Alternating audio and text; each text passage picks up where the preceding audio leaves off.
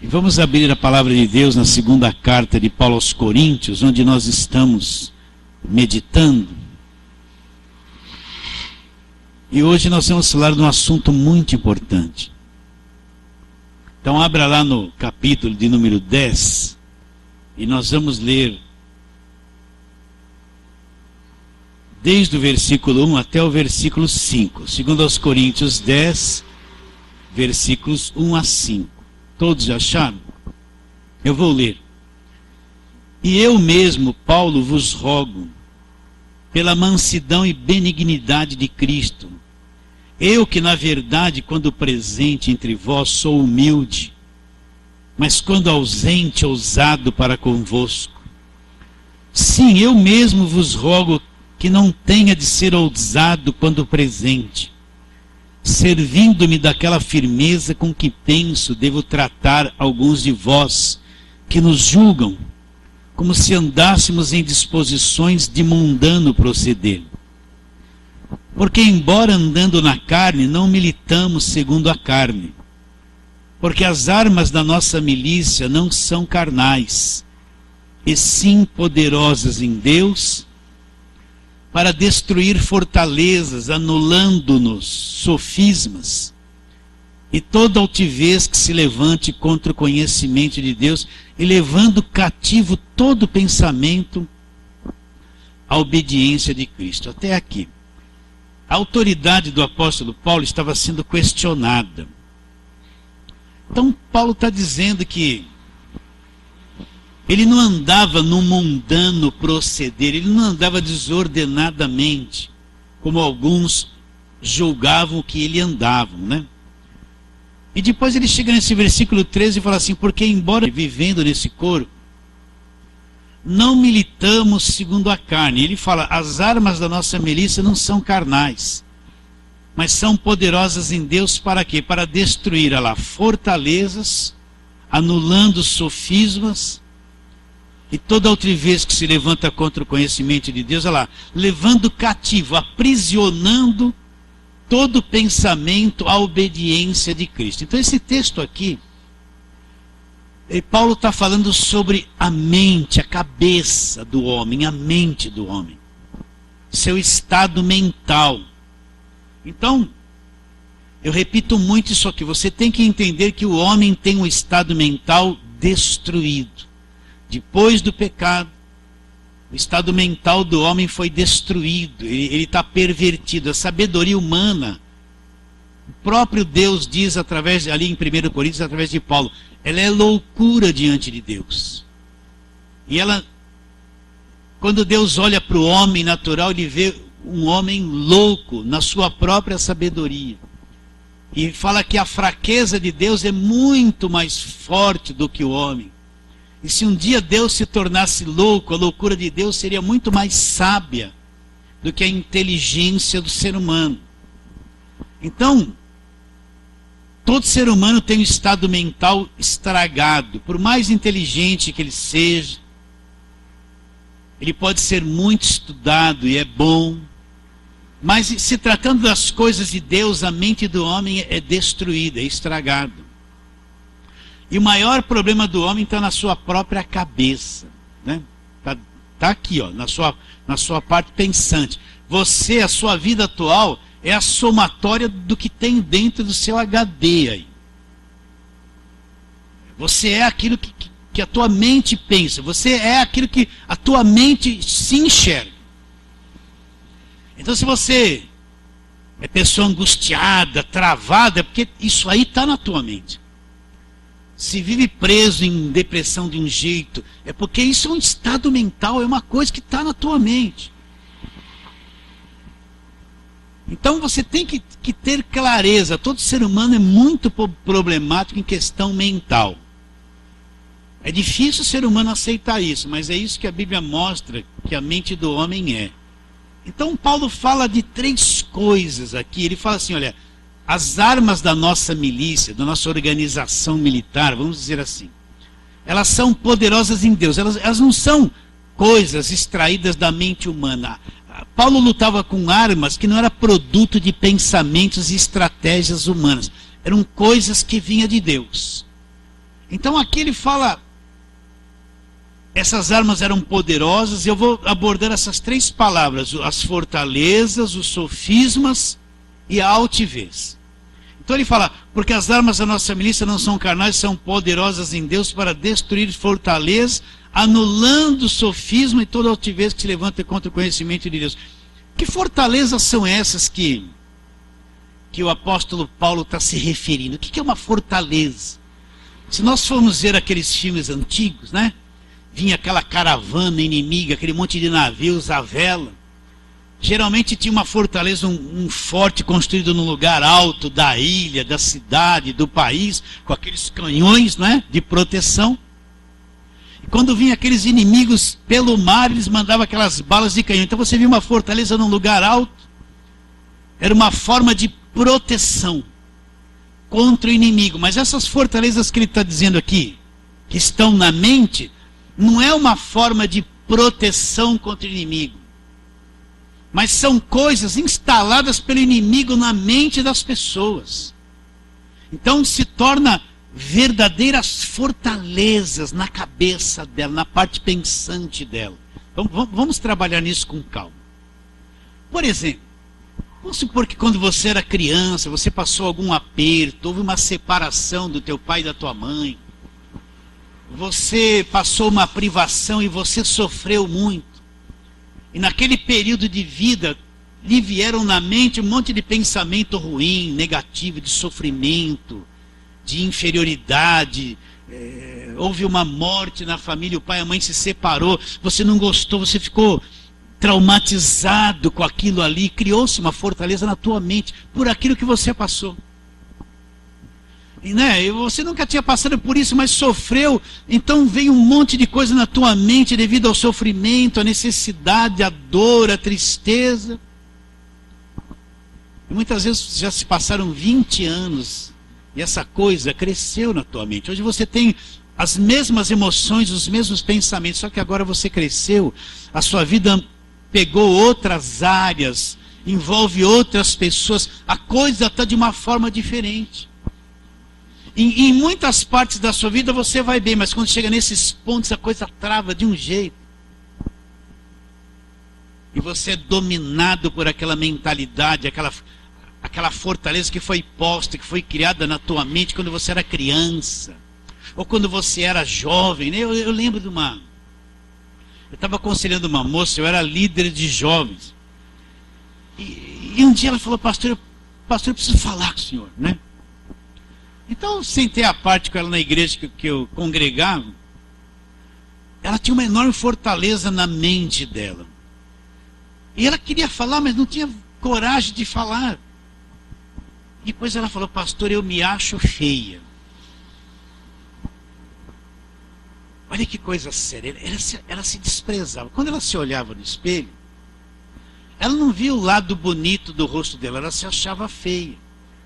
Então, ela estava com uma dificuldade enorme de arrumar um namorado, ela dizia assim. Porque aquilo ficou tão... Criou-se uma fortaleza tão grande na cabeça dela. Olha que é difícil alguém se achar que é feio. Por mais feio que seja, se acha bonito, não é? Se acha? Olha lá assim, opa, esse é um bonitão, bonitona, né? Sim ou não? Todo mundo se acha bonito, mas ela criou-se uma fortaleza desde... Por quê? Porque lá na escola, né, você ouve muito falar de bullying, né? Naquele tempo não se ouvia muito isso. Mas lá na escola puseram um apelido nela, zombavam dela com um nome que caracterizou ela, se achou feia. Aquilo pegou na mente dela. Então ela veio falar chorando que ela se achava feia.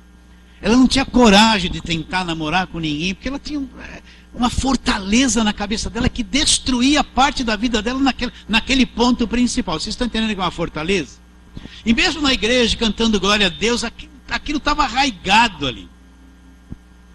E aquilo estava o quê? Um ponto na vida dela que segurava o leque da vida dela, o relacionamento dela. Entre a juventude ela tinha problema de relacionamento por causa dessa fortaleza que estava na mente dela. Ela se achava feia. Esse é um tipo de fortaleza.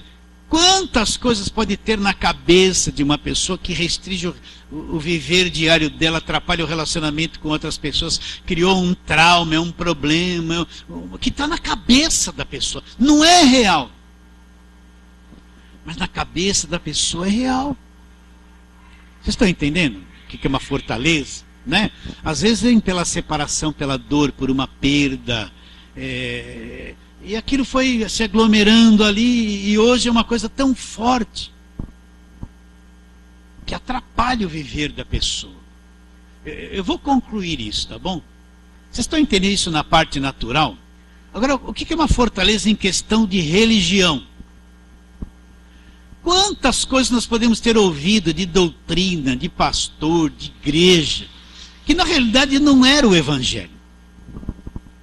Mas anos aquilo foi pum, pum, pum na nossa cabeça, criou-se uma fortaleza de doutrina, de tradição.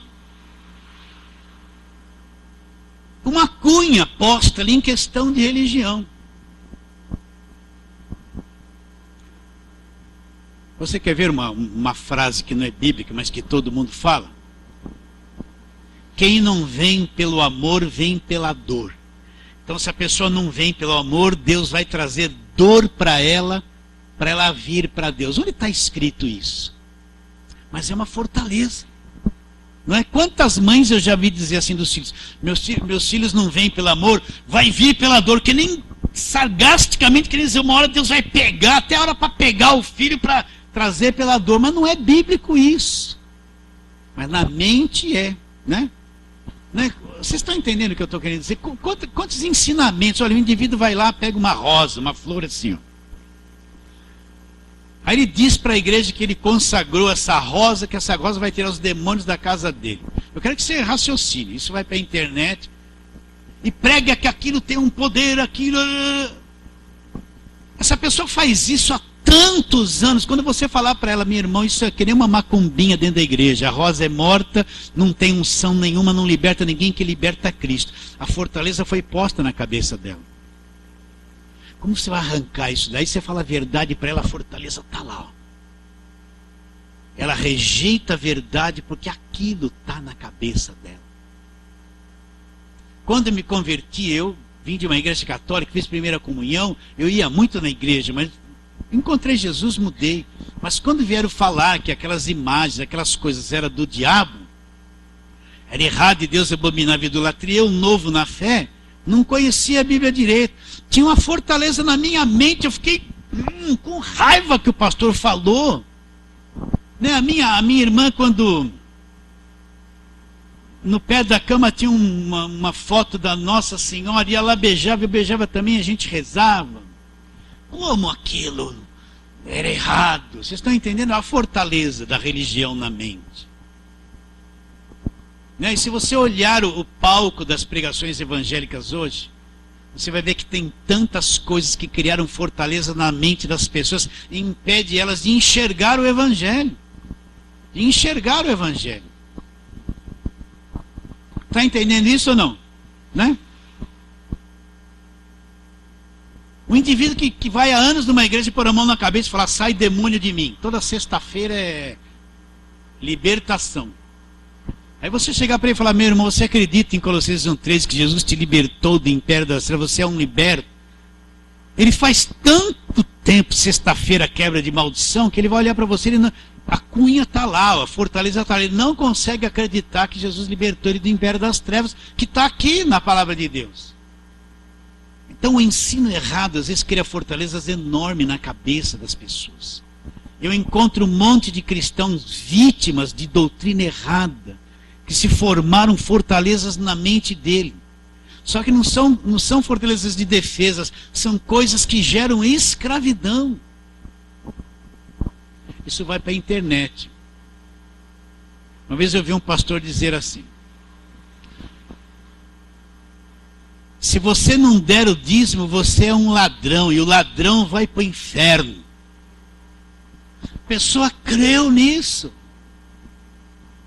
Criou-se uma fortaleza. E ela acredita que se um dia ela não der o dízimo, ela é ladrona e vai para o inferno. Vocês estão entendendo? Então ela vai dar um dízimo por medo. Obrigada, não é generosamente por amor, porque ela está escravizada por uma mentalidade que ela vai perder a salvação se não for um dizimista. Se um dia o filho dela precisa de um remédio, ela só tem o dinheiro do dízimo, ela vai negar o remédio para o filho, porque ela vai para o inferno se não fizer aquilo. Isso é uma fortaleza. Escraviza as pessoas. Então, quando você chegar para a pessoa e falar assim, meu irmão, compra o remédio, a cabeça dele tem uma fortaleza religiosa lá. Ele não consegue. Se ele comprar o remédio, ele vai achar que perdeu a salvação, já vai se sentir mal, vai ficar caído. É a fortaleza. Está claro isso? Então Paulo está dizendo que as nossas armas, elas não são coisas da carne. O que é coisas da carne? Eu não consigo inventar uma estratégia. Eu não consigo criar coisas que vai destruir as fortalezas. O ser humano é ineficiente para a destruição das fortalezas. Somente a verdade do poder de Deus, o Evangelho, a obra da cruz, é que quebra as fortalezas da religião na mente das pessoas. Né? E tem fortalezas que nos trazem sofrimento, estão na nossa cabeça, a gente não consegue vencer. E nos trazem sofrimento. Por isso que a obra de Deus é o que Paulo disse em Romanos 12. Não se conforme com este mundo, seja transformado. De que forma eu vou ser transformado? Pela renovação da minha mente, é um trabalho na mente. Eu tenho que ir trabalhando na palavra de Deus, a minha mente tem que deletando um montão de coisa errada, informações erradas de Deus, do Evangelho. Minha mente vai se tornando nova, uma nova ordem de pensamentos começa a ser instalado na minha mente, mas pensamentos do Evangelho. Então eu vou sendo transformado. Você vê uma pessoa convidando assim, vem aqui na minha igreja que você vai ser transformado esta noite. Ninguém é transformado num culto. A transformação é uma coisa lenta que vem renovando a tua mente, conhecendo a palavra de Deus. É isso que vai transformar a tua vida. É uma coisa lenta. Agora, se a tua mente está cheia de fortaleza, a sua transformação, você vai correr atrás de um monte de gente que liberta, você vai fazer um montão de campanha de libertação, você vai correr atrás de um homem que tem uma oração forte, você vai beber uma caixa d'água de agorada para ser mudado, você vai levar todos os objetos orados para casa que tem um poder, né? Aí você vai ter 100 objetos, só que o poder não, e vai aparecer um outro na outra campanha. E não muda o estado mental da pessoa se ela não conhecer a verdadeira palavra de Deus, o Evangelho da graça de Deus. Essas são as fortalezas. Então, para um pouquinho. É a tua mente ou a minha escrava de alguma fortaleza? Tem algumas coisas ainda que em certos pontos nos amarra, nos derruba, ainda que eu conheça. Então isso precisa ser mudado. Isso precisa ser mudado, tem que ser transformado, entende? Tem que ser arrancado. Se você conhece a verdade, não é possível que certas coisas vai ficar nos escravizando a vida inteira. Não pode, nós não somos mais escravos. Deus não nos deu espírito de escravidão, nos deu espírito de adoção. Uma vez eu ouvi, a religião é o ópio da humanidade. Eu fui contra isso. Mas olhando o Evangelho no Brasil nos dias de hoje, eu concordo com isso. O que era o ópio naquele tempo? Era uma droga forte que deixava, né? Então, você tem que começar a pensar, o crente tem que pensar, tem que entender a palavra de Deus, tem que estudar a palavra de Deus. Tem que conhecer o Evangelho parte por parte, detalhadamente. Conhecer a obra da cruz, porque se assim não for, muitas vezes ele é uma massa de manobra de uma liderança de igreja. A liderança fala uma coisa, todo mundo tem que obedecer, falar amém. Não interessa se é verdade ou não. Vocês entendem o que eu estou dizendo? Então todo crente é livre, ele tem que pensar, ele tem que raciocinar. E se tudo que ele for fazer na obra de Deus tem que ser uma coisa voluntária, espontânea, não por obrigação, por amarração, porque tem que fazer, porque é obrigado, senão já não é evangelho, não é mais graça, é lei. Ele tem que pensar. Então a gente vê hoje muita fortaleza religiosa na mente das pessoas, escravizando, mesmo no meio da igreja cristã, dos crentes, você vê muito. Então vamos para outra coisa. Está claro isso, meu irmão? Né? Então, olha, um dia eu fiz isso comigo. Senhor, quais as minhas fraquezas? O que tem na minha cabeça que ainda vai atrapalhar a tua obra? Porque a primeira coisa, você tem que admitir, se tem que admitir. Então eu descobri pontos ruins ainda na minha cabeça. Aí eu me expus diante de Deus e falei, Senhor, eu vou me confrontar contra essas coisas, eu não aceito mais acalentar certos pensamentos de escravidão na minha mente. Comecei a resistir contra aquilo. Enfrentar até que aquilo foi expurgado e você passa a ter uma mente livre, uma mente liberta, renovada com a palavra de Deus.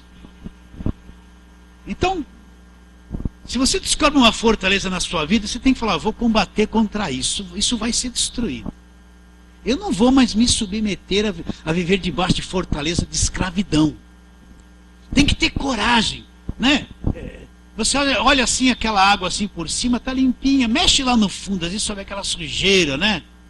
Tem que ter coragem de mexer lá a sujeira, sofrer se precisar sofrer, mas tem que lutar e derrubar essas fortalezas. Não pode viver mais debaixo de escravidão. Então Paulo fala, as armas da nossa milícia, elas não são carnais, não é uma. Eu não vou lutar no mundo espiritual com estratégia humana, porque isso não vai vencer. São poderosas em Deus para quê? Para destruir fortalezas, anulando sofisma. O que é um sofisma? O sofisma é eu acreditar na mentira como se ela fosse uma verdade. Presta atenção. Como é que eu vou te explicar isso? Por exemplo, vou dar um exemplo familiar. Meu pai foi na Segunda Guerra Mundial. Ele foi para a Itália, foi lutar. Quando ele voltou de lá, ele trouxe um crucifixo com Cristo ali assim pregado, né? De acordo com a fé católica, benzido pelo Papa. Então ele tinha muita fé naquele crucifixo. Aquilo era uma coisa de muito valor, ao sofismo. Aí quando eu entendi que tudo isso era errado, aquilo estava pregado no pé da minha cama. Eu peguei aquilo e joguei fora. Quase meu pai me joga fora também. Por quê? Ele tinha por verdade uma coisa que era mentira. É o contrário, ele crê na mentira como se fosse verdade. É um sofisma.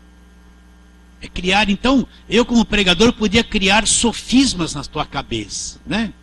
Eu poderia criar aqui uma campanha do quê? Da caneta ungida, né?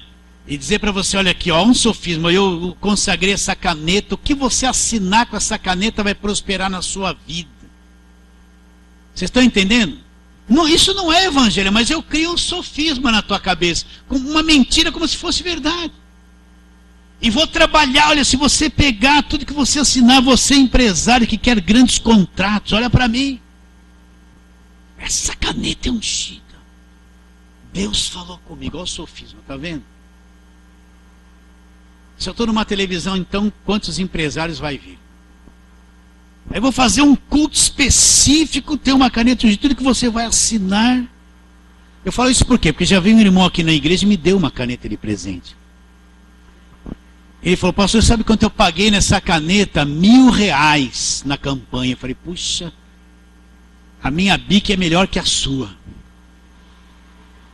Porque o sofisma, sabe o que é criar o sofisma? É levar uma pessoa a crer numa mentira, porque você tem interesse que ela creia naquilo. E ocultar a verdade. Então a pessoa crê profundamente que a caneta vai resolver o problema. É o sofisma. É trabalhar na mente de uma pessoa, levá-la a crer numa coisa como se fosse verdade, mas aquilo é uma mentira. São sofismas. E quanta gente tem a mente cheia de sofismas. Então eu crio isso, você vê isso direto na televisão.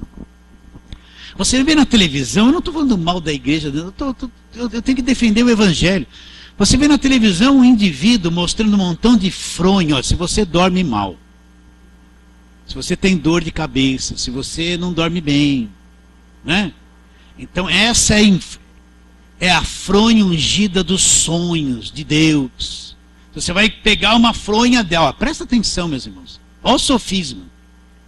Você vai pôr no teu travesseiro, isso está orado, ungido, abençoado, consagrado, está tudo maravilhoso. E eu preciso vender 300 mil desse.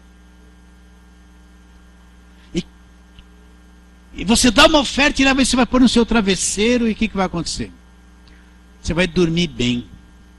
Todo mal vai ser da sua mente, você vai dormir. Isso é um sofisma, não é pregar o evangelho.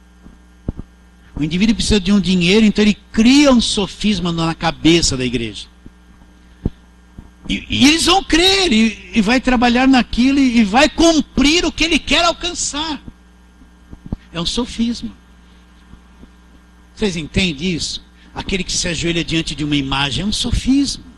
Aquele que vai acender uma vela para o morto é um sofisma. Aquele que vai fazer uma missa para quem já morreu é um sofisma, não é verdade. Então Paulo fala que essas armas, que é o conhecimento do evangelho, eles anulam esses sofismas da cabeça da pessoa. Destroem as fortalezas. Anulam os sofismas. Você entendeu o que é um sofisma? Olha, se você chegar num sábado, meus irmãos, e ligarem alguns programas de televisão evangélico, você vai entender o que é um sofisma, em muitos deles. Vai entender. Do que é o sofisma? O indivíduo pôr a fé nele, acreditar numa coisa que não é a verdade, mas para ele é a verdade. Para ele é verdade. O meu cunhado me convidou, vão a pé até a Aparecida. Quase que eu fui, né? Para mim não resolve nada.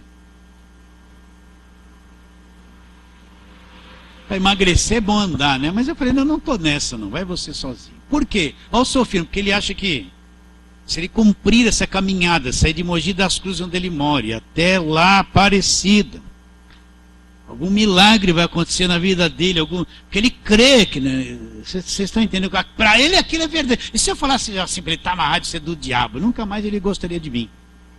Né? Nem eu vou falar, não interessa. Mas você está vendo que é um sofisma, aquilo está tão na cabeça da pessoa que a coisa está invertida, a mentira pela verdade. Então ela crê na mentira. E quando a verdade chega, aquilo oferece uma enorme resistência para a verdade. É desagradável ouvir aquilo que vem desalojar aquele sofisma da mente da pessoa. Por isso que você tem que olhar para a palavra. Está escrito, principalmente no Novo Testamento. Se não está escrito, é invenção dos homens. Está escrito. Jesus falou para mim fazer isso. O apóstolo Paulo falou.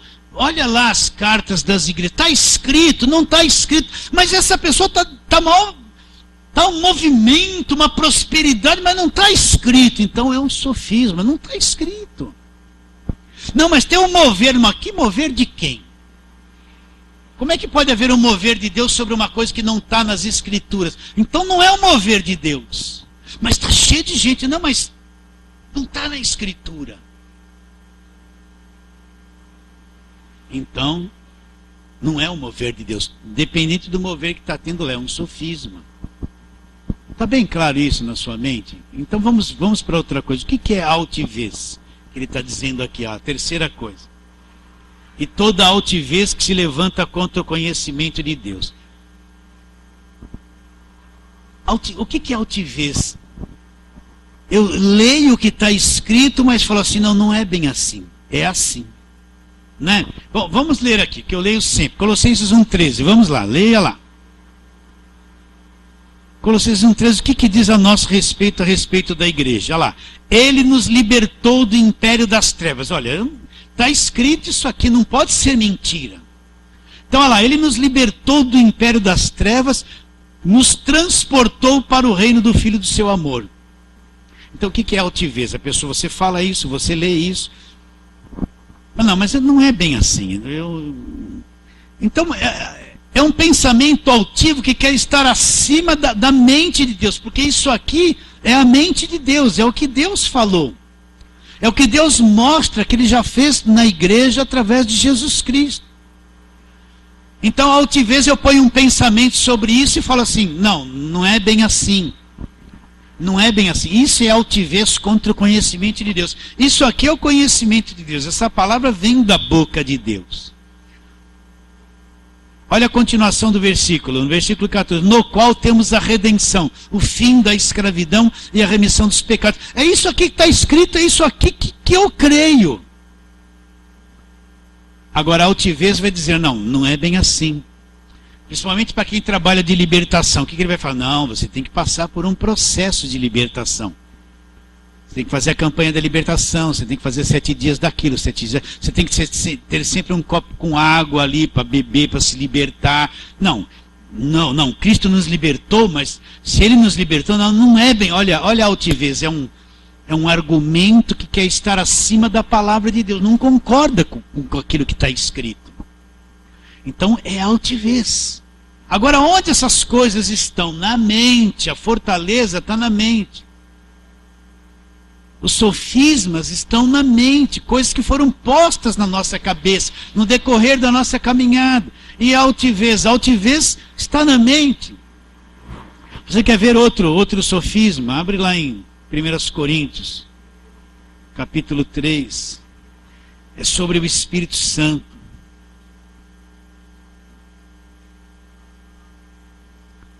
Versículos 16 e 17. Olha lá, 1 Coríntios 3, 16 e 17. Não sabeis que sois santuário de Deus e que o Espírito de Deus habita em vós? Presta atenção.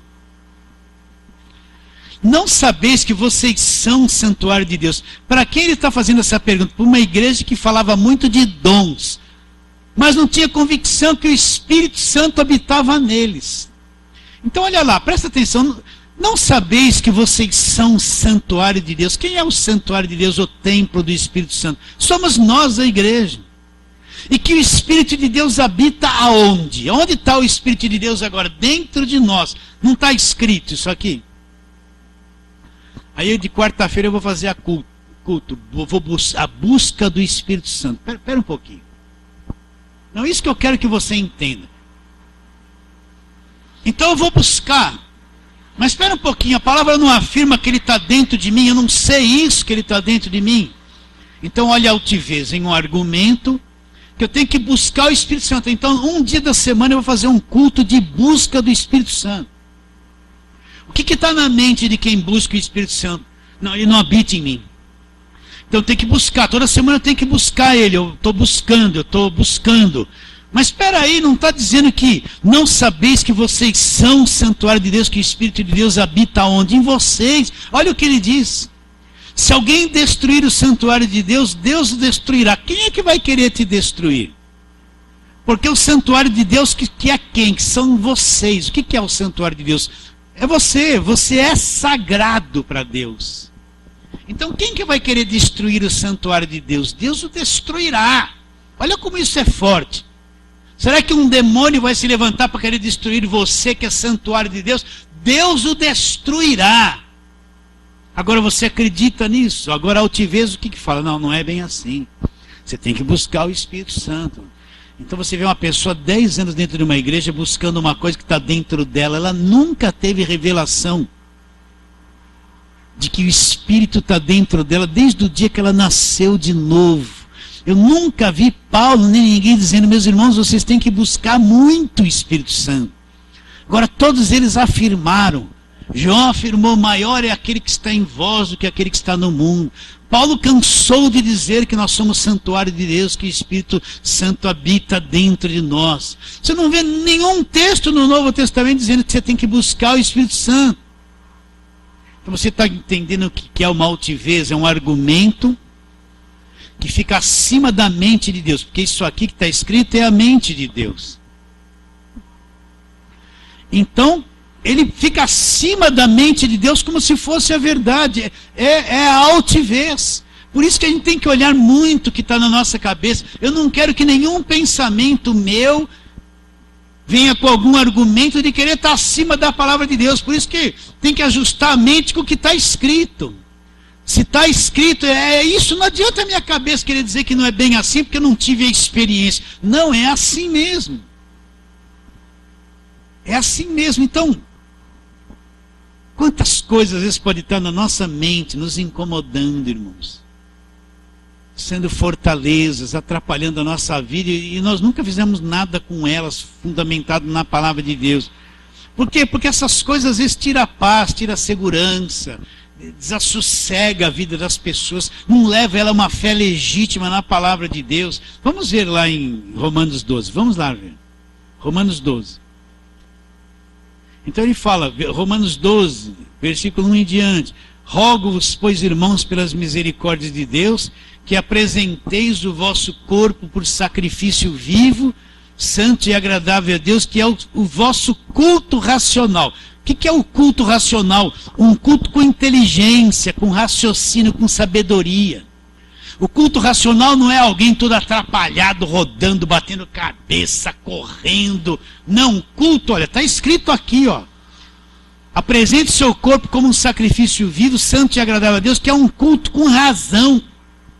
Então aquele culto que é um descontrole, não tem começo nem fim, uma bagunça geral, que vão falar que é um mover, é um culto sem razão, é uma confusão.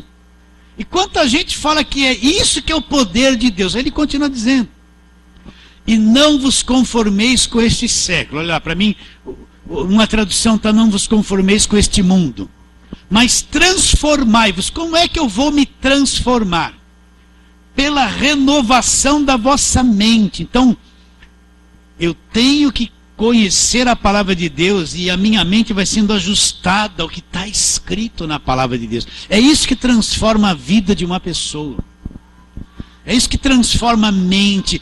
Por exemplo, se a minha mente está cheia de coisa negativa, eu vou ver a vida negativamente, eu vou ver assim.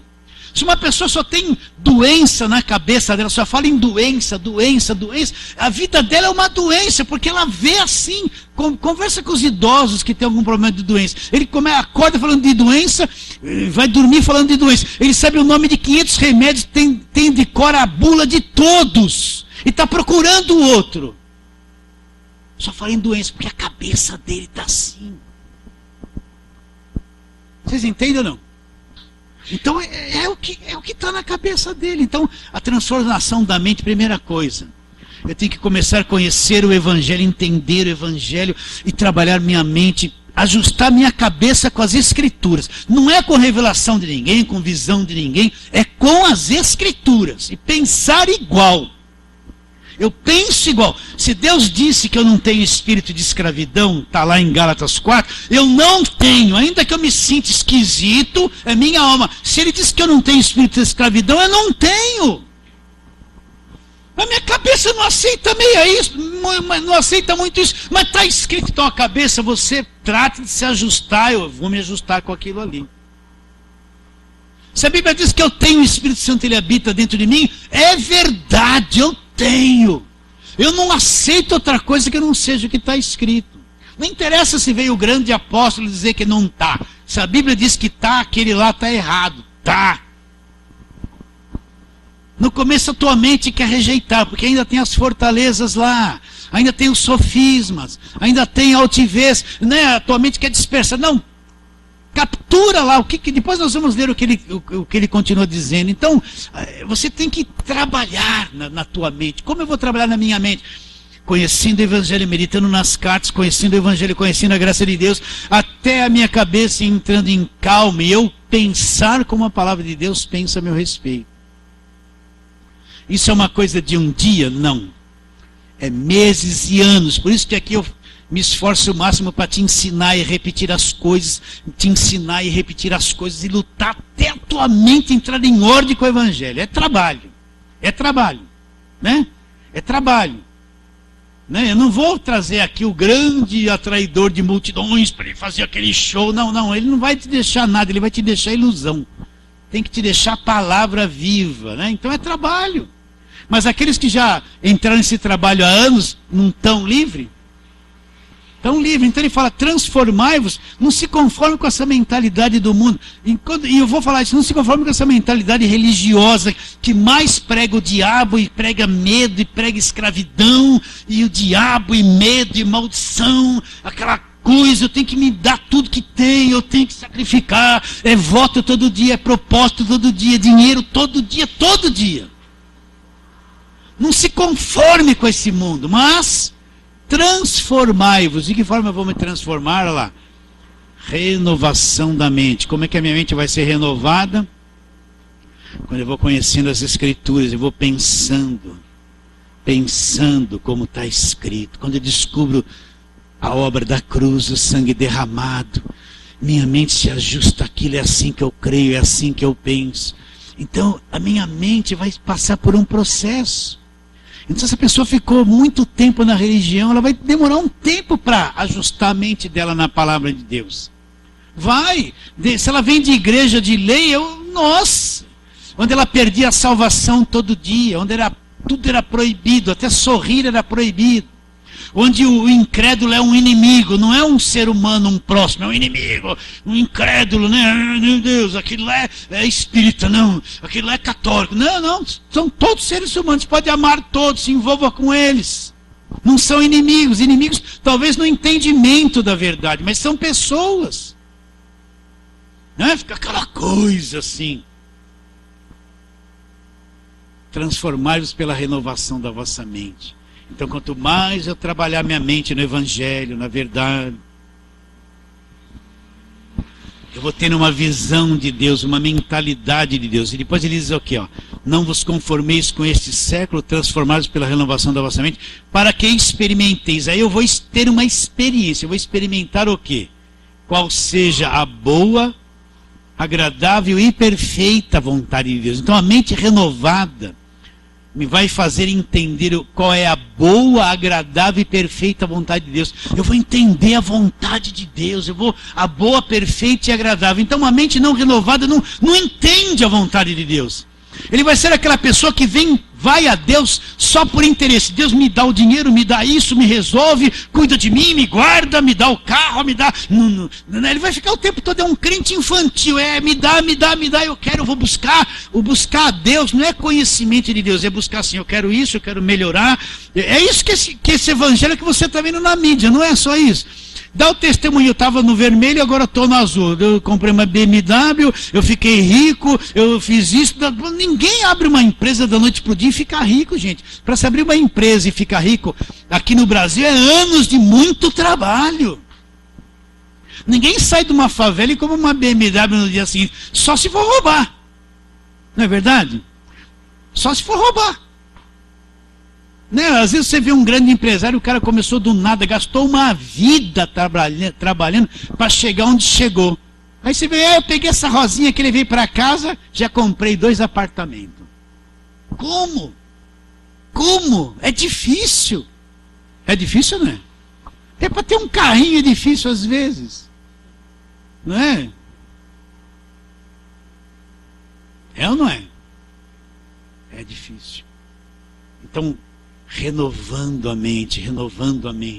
Então vou começar a compreender qual é a boa, agradável e perfeita vontade. Vou entender a vontade de Deus. Não tem coisa mais preciosa do que você entender o que Deus quer da tua vida, o que Ele quer de você. Mas entender literalmente a perfeita, boa, agradável e perfeita vontade de Deus, né? Agora vamos voltar lá. 2 aos Coríntios, capítulo 10. Nossa, eu lembro que mesmo no Evangelho eu tinha uma mente aprisionada a tantas coisas que eu não entendi. E sabe que traz sofrimento? Uma pessoa que tem a mente ainda aprisionada por marcas do passado, coisas da vida, coisas da religião, traz sofrimento. E naqueles pontos a pessoa sofre, cai em sofrimento, traz problemas. O relacionamento dela com outras pessoas vai ser envolvido por causa dessas coisas que estão na mente dela. Então ele diz o quê? Que nós temos que fazer. Vamos ler de novo, 2 Coríntios 10. Porque embora andando na carne não militamos segundo a carne. Porque as armas da nossa milícia não são carnais, e sim poderosas em Deus para destruir fortalezas, anulando sofismas e toda altivez que se levante contra o conhecimento de Deus. Agora, o que ele vai fazer? Olha lá. Levando cativo todo o pensamento à obediência de Cristo. Então, o que eu vou fazer? Quando essas coisas vêm na mente, eu vou levá-los cativos. Sou eu que vou prender esses pensamentos. Tudo ligado à fé em Jesus Cristo, à obediência de Cristo, se submeter à palavra, se submeter ao Evangelho.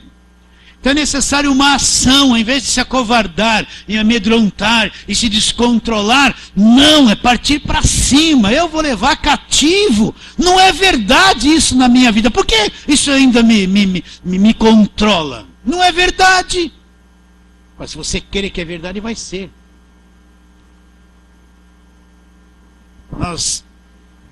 Eu nasci na zona norte de São Paulo, no bairro do Chora Menino, na rua Dona Elfrida, número 214.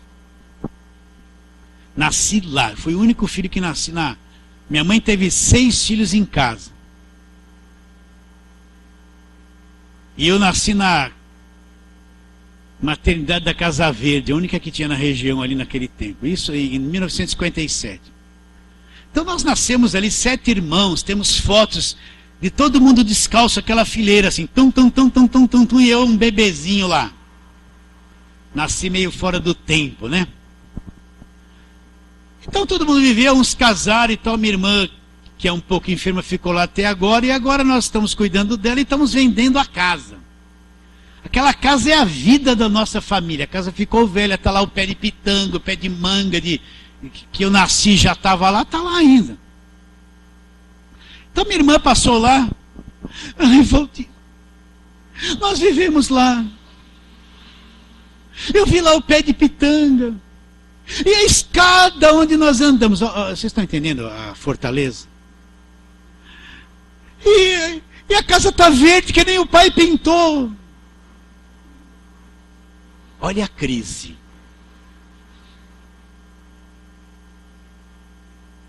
Aí se eu vou me juntar, é mesmo, né? Ai, que tristeza, não é? Vocês estão entendendo a fortaleza? Você vê todo um passado que já morreu, que não é real, só está aqui, mas eu vou sofrer. Eu vivi ali, vivi. Eu catei um abacate do pé, catei, eu soltei balão lá, soltei. Joguei bolinha de gude, peão. Está tudo aqui, mas destruído. Destruído. Não me domina, não tenho saudades. Eu vivi, mas não é uma fortaleza na minha cabeça a ponto de eu... Vocês entenderam? Minha irmã num buraco por causa das recordações, gente. Está entendendo que é uma fortaleza, um sofismo, uma altivez? Só ficar presa 50 anos atrás, está sofrendo e fica ali num buraco. Está na hora de sacudir o jugo dessas coisas. Isso é fortaleza na mente da pessoa. Atrapalha o resto da vida porque eu lembrei. Procura lá uma fotinho lá. Eu achei a fotinha, as baratas comeram tudo. Então são coisas que nos trazem sofrimento, não são reais, mas na nossa cabeça é. E a pessoa fica ali naquele buraco. Por quê? Não tem coragem de levar cativo o pensamento, a obediência a Cristo. Tem que ter coragem para sacudir, arrancar com raiz e tudo aquilo ali. Então o que ele faz?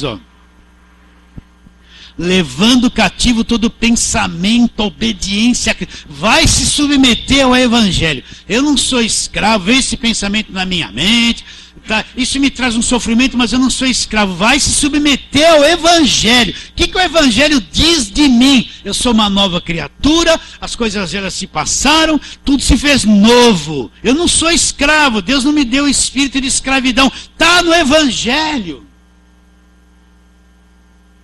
Mas me deu espírito de adoção. Está no Evangelho. Liberto do império das trevas. Está no Evangelho. Então eu vou levar cativo. Trabalhe, vai se submeter ao que está escrito. Você vai destruir essas fortalezas, vai anular esses sofismas. Pastor, eu estou crendo aqui na pregação que eu estou ouvindo no rádio. Mas sabe o que é? Quando o senhor falou na pregação que alguém que tinha na prateleira 100 objetos orados, sou eu, pastor. Você creu que você tem acesso direto a Deus, que todas essas coisas oradas, é que nem a igreja católica que benzia as cruzinhas, os santinhos, agora os evangélicos fazem isso, mas é tudo uma macumbinha disfarçada. Que agora eu acredito, pastor, mas eu estou olhando para aquelas coisas. Eu falei, você vai vencer ou não vai vencer? Lixo, não tem nada de ungido. A fortaleza na tua cabeça. Aquilo é um embuste, é um engano. Lixo sem medo do amanhã. Ai, lixo. Acabou o problema. Vai ter coragem? Vai se submeter às escrituras ou não vai? Ou vai ficar com o sofisma na cabeça? Mas alguém disse que é ungido se eu jogar fora. Falou que vai estar debaixo de maldição. Não está. Cristo nos resgatou da maldição. Não é isso que o evangelho mostra? Então, lixo. Não tem maldição. Agora precisa querer. A fé é isso. Fé não é. A pessoa quer ter. Olha, o ser humano ele quer uma fé assim, ó. Deus me dá, me dá, me dá, me dá.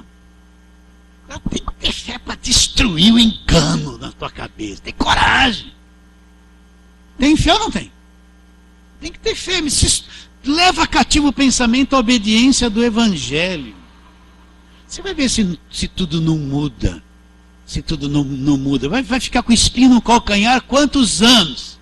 Ainda não tirou o espinho do calcanhar? Toda hora, ai meu calcanhar. Compra um remedinho. Ai, meu... Arranca aquilo ali. Se submete esse pensamento à obediência de Cristo. Porque para Cristo nós todos somos bem libertos por Ele. Já somos. Então ele conheceu uma irmã, se converteu, o irmão ajuntou todas as imagens e pôs no saco de lixo. Ficou os sacos tempos e tempos lá guardadinhos, sendo respeitado, né? Ainda tinha alguma afetividade, né? Quebrou tudo. É verdade. É verdade. Então, meus irmãos, mas a pior coisa na cabeça da pessoa é o erro da religião. Nunca esqueça isso. Isso são coisas que têm que serem destruídas, anulando sofismas e todo pensamento, levando todo pensamento cativo à obediência de Cristo. Tem que se submeter ao Evangelho. Toda e qualquer coisa, boa ou ruim, tem que se submeter à verdade das Escrituras. Tá bom? A semana que vem, nós vamos falar do capítulo 11. Olha, eu quero ler para você. Ele diz assim: quisera eu me suportasses um pouquinho mais na minha loucura. Suportai-me, pois, porque zelo por vós com zelo de Deus, visto que vos tenho preparado para vos apresentar como virgem pura a um só esposo, que é Cristo. Mas receio que, assim como a serpente enganou Eva, olha lá, com a sua astúcia, assim também seja corrompida a vossa mente e se aparte da simplicidade e pureza devido a Cristo. Nós vamos falar sobre isso, ó. A serpente enganou a mulher e a mente corrompida.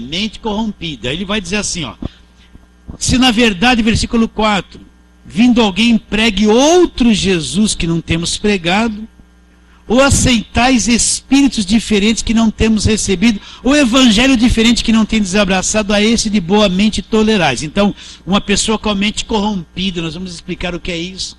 Tem uma tendência a crer num falso Cristo e num falso espírito que não é o Espírito de Deus, né? E como é que a mente da mulher foi enganada? Nós vamos falar isso, tá bom? Então, se esforce para vir a semana que vem, tá?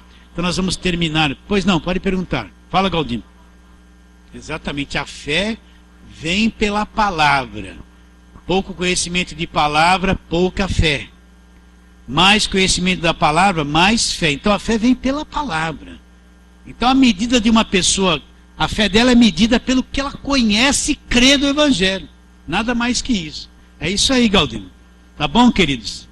Então, Deus abençoe vocês. Nós vamos terminando.